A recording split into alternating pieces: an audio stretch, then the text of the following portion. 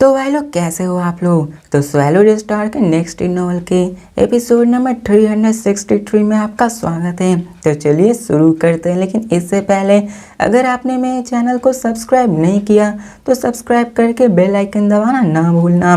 तो जैसा कि हमने पिछले एपिसोड में देखा कि लू फेंग उस दरवाजे के अंदर जा चुका होता है ताकि वहां से वो खजाना को ले सके, और इसी के साथ हमें यहाँ पे सीन चेंज कर उसी टावर के कंट्रोल रूम को दिखाया जाता है, जहाँ पे जैसे ही लू फेंग अंदर जाता है तो वहाँ पे एक 3D इमेज फ्लोट करने लगती है, जहाँ से हर एक टावर का कोना कोना देखा जा सकता था। अब लू फेंग और बाकी सब जैसे ही टावर के अंदर एंटर हुए थे तो उनके इमेजेस भी कंट्रोल रूम में साफ साफ दिखाई दे रहे होते हैं। अब तभी दिखाया जाता है कि उसी कंट्रोल रूम में एक 6 आर्म वाला ऑटोमन पपेट होता है जो कि अलॉय से बना हुआ होता है, और वो कंट्रोल रूम में बैठा होता है। और जैसे ही वो लोग अंदर आए हुए होते हैं वहाँ पे वार्निंग आना शुरू हो जाती है कि दूसरे रेस का अंदर आना हो गया है, वो इन्वेंशन करना चालू कर चुके हैं। अब दिखाया जाता है कि वो एक पपेट ही था, लेकिन वो भी बबाता की तरह एक लिविंग एआई बना हुआ था। और जैसा कि हमें पता था कि यहाँ पे बबाता भी काउंटलेस ईयर्स तक रह के अपने आप को इवॉल्व करा के एक लिविंग एआई बना ली थी। इसी कारण ये भी पपेट जो कि ट्रिलियंस ऑफ ईयर्स से यहाँ तक रह रहा है तो उसका तो लिविंग एआई बनना लाजमी है, और वो भी एक इवॉल्व एआई बन चुका था। यहाँ पे दिखाया जाता है कि काउंटलेस ईयर के बाद ही यहाँ पे एक दूसरे रेस का इन्वेंशन हुआ था यहाँ पे। अब दिखाया जाता है कि वहाँ पे एक जल्दी वाटर मेम्ब्रेन बन जाता है, और ये मेम्ब्रेन वो रास्ता होता है जो कि उसके गॉड कंट्री की ओर जाता है। अब बताया जाता है कि ब्लैक ड्रैगन माउंटेन एम्पायर में एक रास्ते को बनाने के लिए, उसको मेंटेन करने के लिए जितना ज़्यादा एनर्जी यूज होती है वो बहुत ज़्यादा होती है, और जितना लंबा रास्ता होगा उतना ज़्यादा रिसोर्सेज खत्म होंगे। लेकिन यहाँ इस टावर के अंदर ऐसा कोई भी झमेला नहीं है, यहाँ पे इसको मेंटेन करना और भी ज़्यादा आसान हो सकता है। और यहाँ पे फिर हमें सीन चेंज कर उसे एआई को दिखाया जाता है जो कि गॉड कंट्री से ट्रैवल करके गया होता है, और वो एक माउंटेन है जो कि बहुत बड़ा प्लेस होता है वहाँ पे अपीयर हो जाता है। और वहाँ पे देखता है कि वहाँ पे कई सारे लिविंग क्वार्टर्स भी होते हैं जहाँ पे काउंटलेस यानजी इंडिजियंस रेसिडेंट्स थे, जहाँ पे कई सारे लोग उसी गॉड कंट्री में रहते थे। अब टावर के अंदर तो वो नहीं रह सकते हैं, लेकिन यहाँ पे एक अंडाइन बेंग है जो कि अपने अंदर गॉड कंट्री को बना सकता है और उस पे अंदर अपने लोगों को रख सकता है। अब आगे चल के लू फेंग भी अपना गॉड कंट्री बनाता है, अपने पूरे के पूरे फैमिली को उसी के अंदर रखता है, अपने पूरे के पूरे लुओ क्लैन को। अब दिखाया जाता है हमें उसी गॉड कंट्री को जहाँ पे गोल्ड रॉब 6 आर्म का स्लिक्ट हाउस अपीयर हो जाता है जो कि उसी क्लैंसमैन का बंदा होता है।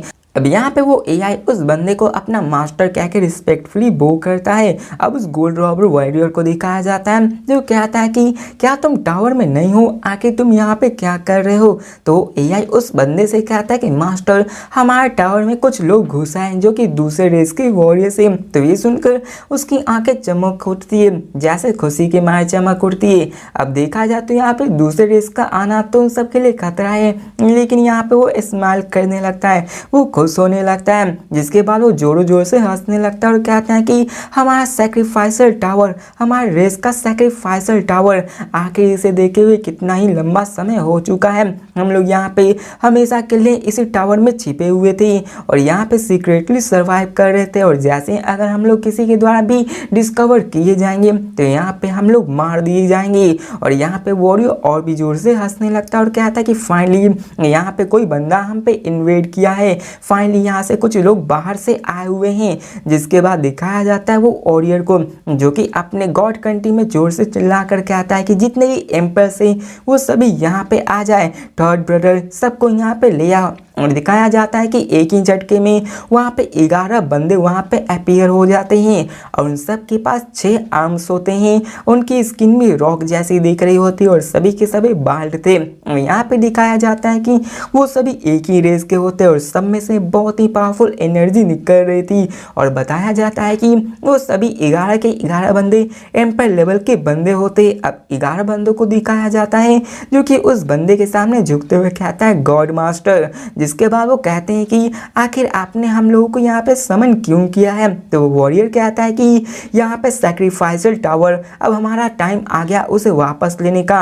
यहाँ पे फाइनली दूसरे रेसेस के बंदों ने इन पे इन्वेड कर दिया है। तो ये सुनकर वो सभी 11 के 11 एम्पायर भी एक्साइट हो जाते हैं। अब यहाँ पे वो सभी सोचने लगते हैं कि आखिर कितने ही साल गुजर गए होंगे हमें यहाँ पे अपने रेस के एक्सटेंशन को फेस किए हुए। यहाँ पे चारों पाइनिकल रेसेस के नाइट्स ने हमें अपना टारगेट बना लिया था और यहाँ पे हमने अपने ग्रुप को लेके भागने की भी कोशिश की हुई थी और हमें हमारे हर एक टीम के पास अपनी रेस के इनहेरिटेंस थी और अपने रेस के ट्रेस मौजूद थे। और यहाँ पे हमने ये आशा किया था कि हम अपने इस इनहेरिटेंस और ट्रेस की मदद से हम लोग फिर से अपने रेस को दोबारा ऊपर ले जाएंगे। और यहाँ पे देखा जाए तो ये पाइनिकल रेसेस बहुत ही ज़्यादा फास्ट थे और उन्होंने हमें इस तरह से मजबूर कर दिया कि हम लोग को छिप कर रहना पड़ा। और यहाँ पे हमारे बहुत सारे टीम को उन्होंने मार दिया था, कुछ ही टीम उन सब से बचकर भाग आए थे। और यहाँ पे बताया जाता है कि ये जो टावर है वहाँ पे 6 बंदों के द्वारा लाया गया था और उसी वक्त यहाँ पे 6 बंदों पे नाइट ने अटैक कर दिया था और यहाँ पे वो सभी 6 के 6 बंदे मारे गए होते हैं। और यहाँ पे हमें एक बात पता चलती है कि वो 6 बंदों के पास में वो तलिस्मान होता है जो कि अभी लू फेंग और एनिमी के पास होते हैं, जो कि यहाँ के अंदर आने का रास्ता होता है। अब वो 6 बंदे एक गाइड थे जिनके पास तलिस्मान था। अब उस तलिस्मान के बिना वो अपने ट्रेस को एक्वायर नहीं कर सकते थे, यहाँ तक कि अपने इनहेरिटेंस को भी नहीं ले सकते थे जब तक कि उनके पास वही तलिस्मान न मौजूद हो। अब यहाँ पे ट्रेस और आइटम्स को यूज करके वो अपने पीपल को काउंटलेस टाइम न्यूट्रल कर सकते थे, उन सबको वॉरियर्स बना सकते हैं। अब उनके पास तलिस्मान नहीं है तो वहाँ पे वो अपने कोर को भी यूज नहीं कर सकते थे, वहाँ के ट्रेस हर एक चीज़ को यूज नहीं कर सकते थे। वो बस ऐसा ही इंतजार कर रहे थे कि कोई बंदा उस तलिस्मान लेकर अंदर आए और हम उससे तलिस्मान को छीन लें, जिसके बाद हम अपने ट्रेस और इनहेरिटेंस को ले सके। अब दिखाया जाता है कि वो सब इसी बारे में सोच रहे होते हैं और यहाँ पर वो बाहर जाने की भी हिम्मत नहीं कर सकते थे, क्योंकि जैसे ही वो बाहर जाएंगे और उनके बारे में किसी को भी पता चला तो वो लोग फिर से पूरी तरह से खत्म कर दिए जाएंगे। और यहाँ पे दिखाया जाता है उन्हीं एम्प्रेस को जो कहते हैं कि ये बहुत ही लंबा इंतजार रहा, फाइनली यहाँ पे कोई तो बंदा आ रहा है जो कि तलिस्मान लेकर आ रहा है, जिसके कारण हम उससे वो सारी चीज़ें छीन लेंगे, इनहेरिटेंस से लेके वो ट्रेस भी। और गोल्ड रॉब बंदा दिखाया जाता है और कहता है हम तुमने सही कहा, यही हमारे पास चांस है। और दिखाया जाता है सभी एम्प्रेस को जिनकी आंखों में पागलपन साफ सूझ रहा था। अब यहाँ पे जो टावर के बंदे होते हैं उनके इतिहास के बारे में बताया जाता है कि आखिर यहाँ पे ये सब कैसे हुआ और क्या हुआ उनके साथ और किस तरह से ये मजबूर हो गए। अब बताया जाता है कि एंशिएंट एरा में यहाँ पे यांजी मेन कॉन्टिनेंट में बहुत बड़ा ट्रेजेडी हुआ था।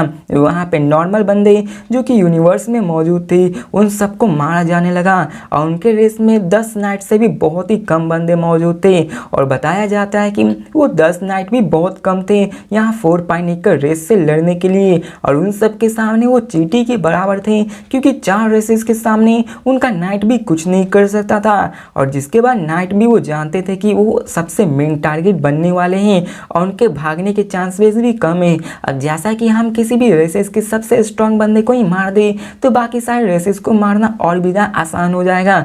अब बताया जाता है कि इसी का नाइट ने उन सारे ट्रेस को आपस में डिस्ट्रीब्यूट कर दिया था और टोटल वहाँ पे 10,000 टीम्स बने होते हैं, लेकिन यहाँ पे 100 बंदों के पास ही मेन ट्रेजर्स होता है और 9,900 बंदों के पास थोड़े से ही होते हैं, मतलब वो भटकाने के लिए होते हैं ताकि वो 100 लोगों का न पता लगा सके। और यहाँ पे वही 100 लोग जो अभी ये टावर होता है वही होता है। अब वही मेन जो 100 लोग होते हैं उन्हीं के पास इनहेरिटेंस आइटम्स और बाकी सारे ट्रेजर्स मौजूद होते हैं। और अभी जो लू फेंग और बाकी सारे आए हुए होते हैं एम्प्रेस, वो अभी इसी 100 इनहेरिटेंस टावर्स में आए हुए होते हैं। और अब फिर हमें सीन चेंज कर उसी माउंटेन पीक को दिखाया जाता है जहाँ पे 12 एम्पर्स आपस में बात कर रहे होते हैं कि आखिर वो इस मसले को कैसे निपटाएंगे और इसे कैसे सरवाइव करेंगे, और उनकी आंखें भी बर्न हो रही होती है। जिसके बाद उस गोल्ड रॉब बंदे को दिखाया जाता है जो कि कहता है चलो हमें टावर में चलना चाहिए। जिसके बाद वो 11 बंदा हामी भरते हैं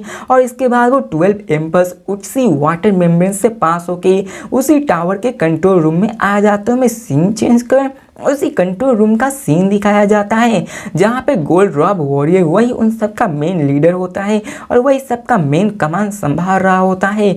अब दिखाया जाता है कि वो सारे एम्प्रेस वहाँ आ जाते हैं और उनका एआई भी वहाँ पे आ जाता है। अब एआई उसी 3D इमेज की ओर पॉइंट करता है और कहता है मास्टर यहाँ देखिए। अब दिखाया जाता है कि पूरे के पूरे रूट को वहाँ पे टावर में उस कंट्रोल रूम में दिखाया जा रहा होता है और वहाँ पे अलग अलग रास्ते होते हैं। अब दिखाया जाता है कि वहाँ पे 6 बंदे होते हैं और गॉड रॉब बंदा भी उसको देख पा रहा होता है और वो उसको बड़ी क्लियरली से देख पा रहा था। अब देखा जाए यहाँ पे विंड या नाइट एम्पर, यहाँ पे ब्लेड या cold Kang emperor, single wind, लूफ mango सभी साफ साफ दिखाई दे रहे होते हैं। अब वो वॉरियर को दिखाया जाता है जो उन सबको देखकर कहते हैं कि ये सभी इंसानी हैं और ये सभी कमजोर रेसेस से आए हुए हैं। और वहीं पे एक मोटा एम्पर होता है, वो कहता है कि इसके एनर्जी को सिमुलेट करो, इन सबके पावर लेवल और पता लगाओ कि आखिर ये क्या है, क्या ये अंडाएंगे तो किस लेवल में है। अब दिखाया जाता है उन्हीं 6 लाइट हाउस को जो कि लूफेंग और बाकी सबके होते हैं, उन सब के बारे में वहाँ डिस्प्ले होना शुरू हो जाता है, उनकी हाइट के बारे में, उसके एनर्जी के बारे में। अब यहाँ पे दिखाया जाता है कि वो एआई सब चीज़ को कंट्रोल कर रहा था और टावर के सिमुलेशन के मुताबिक वहाँ पे उनके 10% एनर्जी को सिमुलेट किया जाता है। और यहाँ पे जितने भी सर्वाइविंग वॉरियर्स होते हैं इस रेस के, उन सबको देखकर वो फैट एम्पर बंदा कहता है कि ये छह तो एम्पर पाइनिकल के हैं, यहाँ पर इनके पास तो कुछ स्पेशल आइटम्स भी है जिनके कारण ये बहुत ही स्ट्रांग हो जाते हैं। तो ये सुनकर वहाँ पे जितने भी एम्पर लेवल वॉरियर्स होते हैं वो सभी शॉक हो जाते हैं और कहते हैं कि क्या तुमने सही कहा थर्ड ब्रदर एल्डर, क्या तुमने ये सही कहा ना। और सभी वॉरियर्स उसी फैट बंदे की ओर देखने लगते हैं और दिखाया जाता है उसी बंदे को जहाँ पे वो कहता है कि हाँ मैं सही कह रहा हूँ। थर्ड ब्रदर क्या तुम श्योर तो हो ना। तो फैट वॉरियर स्माइल करते हुए कहता है कि हाँ मैं क्यूचिका, मैं कभी भी गलत नहीं हो सकता हूँ। ये दोनों बंदे जो है जो 2 टीम के वो दोनों अलग अलग कैंप्स के हैं, यहाँ तक देखा जाए वो साथ में मूव कर रहे हैं लेकिन हो सके तो वो एनिमीज है क्योंकि वो दोनों अलग अलग कैंप के हैं, इसलिए हमारे पास अभी भी मौका है उन सबसे लड़ने के लिए। तो ये सुनकर वो गोल्ड रॉक वॉरियर जो हेड होता है वो कहता है दुश्मन है आपस में, जिसके बाद वो उन दोनों टीमों को ऑब्जर्व करना शुरू कर देता है, जिसके बाद वो समझ जाता है कि हाँ ये छेओ के छेओ 2 अलग अलग कैंप से आए हुए हैं। जिसके बाद क्यूचिका जो कि फैट बंदा होता है वो कहता है कि यही हमारा मौका है। लेकिन देखा जाए तो यहाँ पे जो भी यहाँ पे हमारी टीम में कमजोर है उनका फाइट करना यूजलेस है। जिसके बाद दिखाया जाता है कि उनका मेन लीडर वो सारे जितने भी लो एम्प्रेस होते हैं उन सबसे कहते हैं कि तुम सब यहाँ पे कमजोर हो पायू, और यहाँ पे ये पाइनिकल एम्पर है जैसे कि लाडिमो मोबो ये सभी हाई एम्पर है, तुम तीनों को मिला के यहाँ पे हम सब 4 होने वाले हैं और जितने भी ज़्यादा कमज़ोर हैं वो मेरे गॉड कंट्री में चले जाओ। जिसके बाद वो डिसीजन बना लेता है। अब यहाँ पे वो कमज़ोर को नहीं रखना चाहता है क्योंकि वो ऐसे बेफिजूल में मारे जाएंगे, उनके पास यही एक अच्छा मौका था। लेकिन यहाँ पे वो उन सारे कमज़ोरों को इसलिए हट रहे थे क्योंकि ये फाइट होने वाली थी वो बहुत ही डेंजरस होने वाली थी। उन्हें नहीं पता था कि उनकी जो टेक्निक्स है वो कैसे हैं। और वो कहते हैं कि जब हमने अपने इनहेरिटेंस को यहाँ पे खोया था हमने अपने कई सारे टेक्निक्स को भी खो दिया था और इसलिए हमें अभी इन चारों से मिलकर अपने रेस को फिर से आगे बढ़ाना होगा। जिसके बाद वो सभी को वापस भेज देते हैं। अब दिखाया जाता है कि 8 एम्पायर तो चिंतित होते हैं कि वो भी फाइट करना चाहते हैं, लेकिन वहाँ पे कीचिका कहता है कि रिलैक्स करो, हम लोग यहाँ पे जरूर कुछ ना कुछ कर लेंगे। जिसके बाद वो सभी उसी वाटर मेम्ब्रेन के द्वारा चले जाते हैं और अभी तक वहाँ पे सिर्फ 4 ही बचे हुए होते हैं और वो एआई उसी कंट्रोल रूम में होता है। अब यहाँ पे हमें सारी चीज़ें बताई जाती है कि यहाँ पे वो 4 वॉरियर्स एल्डर कीचिका होता है, गॉड मास्टर पुआई होता है, लाडिमो होता है, मेबुन होता है। इसमें से 2 बंदे पाइनिकल एम्पर होते हैं और 2 बंदे हाई एम्पर होते हैं। अब एल्डर को दिखाया जाता है जो कि उसी प्रोजेक्शन की ओर पॉइंट करते हुए कहता है कि हमारा एनिमी कोर एरिया में बहुत ही जल्द पहुंचने वाला है और कोर एरिया में ही सारे ट्रेजर्स मौजूद हैं और सबको पता होना चाहिए कि अभी ये कोर एरिया 2 चीज़ों में डिवाइड है, पहला तो ट्रेजर रूम और एक इनहेरिटेंस रूम, और ट्रेजर रूम भी 2 है। अब यहाँ पे दिखाया जाता है कि ट्रेजर रूम में सारे एक्सपेंसिव मटेरियल्स, वेपन्स और मिस्टीरियस आइटम रखे हुए थे और इनहेरिटेंस रूम उन्हीं के रेस के काउंटलेस ईयर की जो टेक्निक्स थी उसी को रखा हुआ था। अब देखा जाए तो ट्रेजर रूम से ज़्यादा फायदेमंद इनहेरिटेंस रूम होने वाला है क्योंकि इनहेरिटेंस रूम से ही लूफेंग इतना ज़्यादा स्ट्रॉन्ग बन पाया था और लू फेंग ने हुआन बोई की इनहेरिटेंस को लिया था, जिसकी वजह से लू फेंग आज इतना स्ट्रांग बन पाया था। अब दिखाया जाता है उनके लीडर को, जहाँ पे वो कहते हैं कि हमारे जो रेस में 12 एम्प्रेस है वो एक डिजास्टर से सहकर आए हुए हैं और यहाँ पे हमें अपने टेक्निक्स को बचाना होगा ताकि हमारे फ्यूचर जनरेशन को न्यूट्रल किया जा सके। और वो कहता है कि हमारा पहला मकसद होगा इनहेरिटेंस रूम को लेने के लिए, और जिसके बाद हम जैसे ही इनहेरिटेंस रूम मिलेगा उसे हम अपने गॉड कंट्री में टेलीपोर्ट कर देंगे। जिसके बाद किचिका वहाँ पे 2 रूम की ओर पॉइंट करता है जो कि 2 ट्रेजर्स रूम होते हैं। जिसके बाद वो कहता है कि अगर हमें इनहेरिटेंस रूम मिल गया तो उसके बाद हम लोग ट्रेजर्स रूम की तरफ जाएंगे ताकि हम उन सभी को ले सके, लेकिन अभी उन सबको वेट करना पड़ेगा क्योंकि ट्रेजर्स रूम को तालिस्मान से ही ओपन किया जाएगा और तालिस्मान तो लू फेंग, नाइट टेम्पर इन सब के पास मौजूद था। और वहाँ पे वो सबकी प्लानिंग बनाने लगते हैं कि आखिर उन्हें क्या करना है। अब यहाँ पे ऐसे ही लंबा चौड़ा भाषण होता है उन्हीं सबका कि आखिर वो कैसे लूटेंगे, तो यहाँ पे वो प्लान बनाते हैं जो कि ऐसी बकवास है, तो चलो इन सबको स्किप करते हैं। अब यहाँ पे प्लान बनाने के बाद यहाँ पे हमें दिखाया जाता है उसी लीडर को, जहाँ पे वो कहते हैं कि देखो फर्स्ट रूम हम उन्हीं में उन सबको फंसा लेंगे और वहीं पे उन सबको लड़वा देंगे।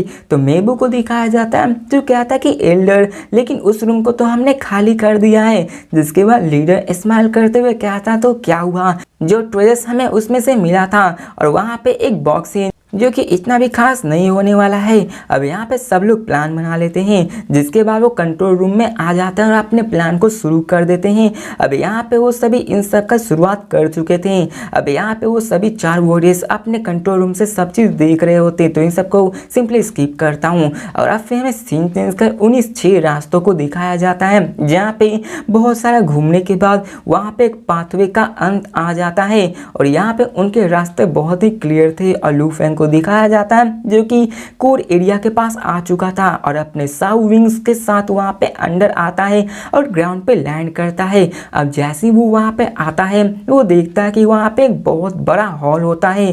गोल्ड कैंग, पर्पल क्लॉ और नाइट एम्पर भी वहीं पे आ जाते हैं। अब दिखाया जाता है पियर्सिंग टाइगर को जो कि वहां पे आ जाते हैं और वहां पे वो मन में ही कहते यंग यंग। और यहाँ पे वो दोनों बंदे एक दूसरे की तरफ देखते हैं। अब नाइट एम्पर और ice blade gold Kang purple यहाँ पे सभी एक साथ आ चुके थे। अब हमें दिखाया जाता है कि वो मेंटली कम्युनिकेट कर रहे होते हैं और नाइट अपने ग्रुप से कहते हैं कि तुम सबको केयरफुल रहना होगा, हम लोग यहाँ पे कोर रीजन में आ चुके हैं। अब देखा जाए तो सबने अपनी अपनी मेहनत से यहाँ पे अंदर आए हैं, लेकिन यहाँ पे अभी किसी भी टाइम बैटल हो सकता है, इसलिए तुम सबको संभाल कर रहना होगा।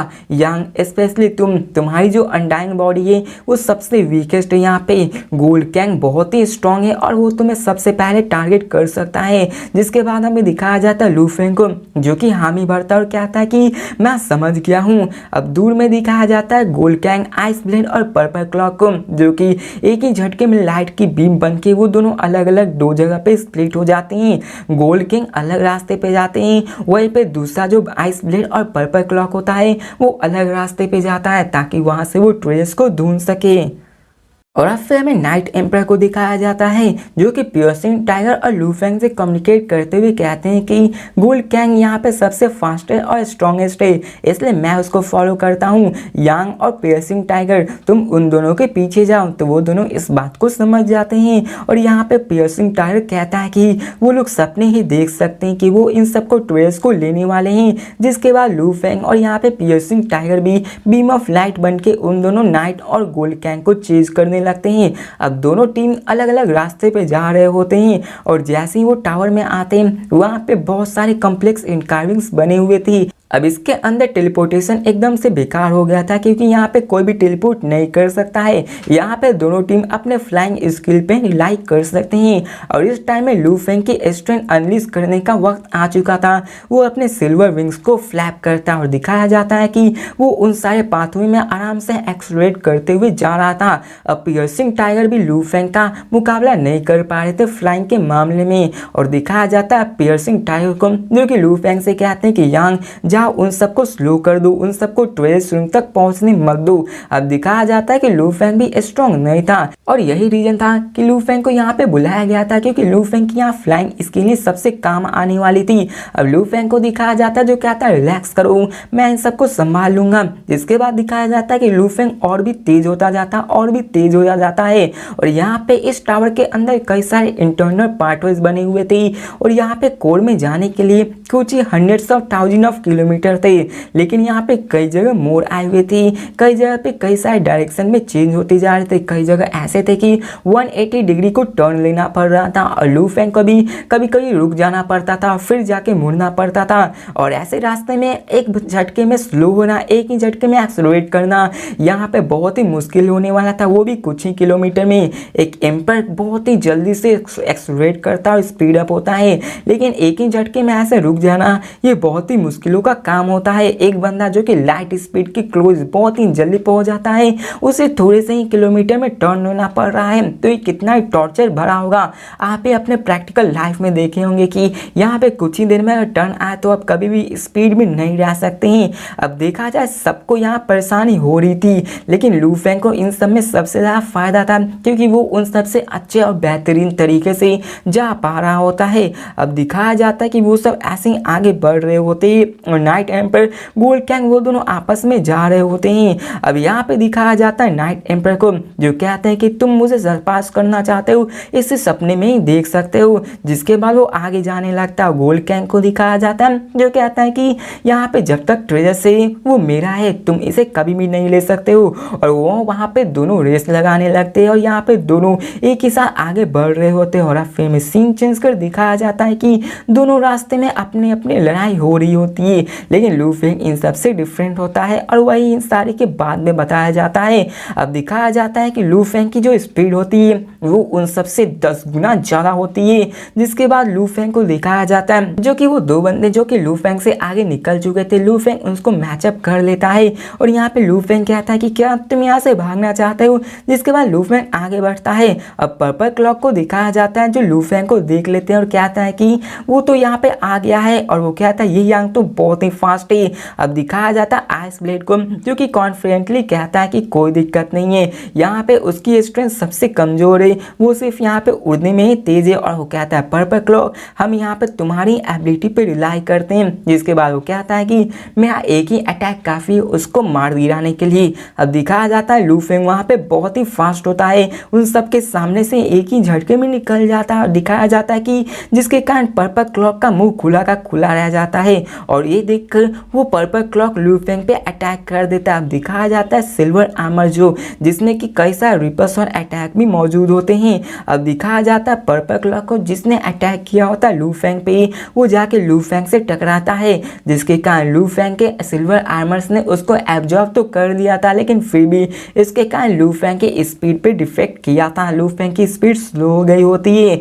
लेकिन फिर भी लू फेंग अपने विंग्स को लेके फिर से आगे बढ़ने लगता है। अब दिखाया जाता है लू फेंग एक ही झटके में वहां से निकल जाता है, उनके पास कोई टाइम ही नहीं होता है रैक करने का। लू फेंग इतना ज़्यादा फास्ट होता है, इसे देखकर आइस ब्लेड कहता है कि जल्दी से उसे रोको, पर्पल क्लॉक हमें जल्दी से उसे रोकना होगा। जिसके बाद हमें पर्पल क्लॉक को दिखाया जाता है जो लू फेंग को गाली देके आगे बढ़ने लगता है कि आगे तुम आगे कैसे जा सकते हो, मैं आ रहा हूँ तुम्हें मारने के लिए। तो भाई लोग इसी के साथ ये वीडियो भी खत्म होती है, तो मिलते हैं नेक्स्ट वीडियो में और देखते हैं कि क्या लू फेंग उन सब से बच पाता है या फिर नहीं, और क्या लू फेंग उन साइड ट्रेजर्स को ले पाता है कि नहीं, और देखते हैं कि कैसे आके वो उन सारे बंदों का मुकाबला कर सकते हैं जो कि इस पहले ही प्लान बना लिए हैं उन सबको फंसा कर मारने के लिए। तो मिलते हैं नेक्स्ट एपिसोड में, तब तक के लिए बाय।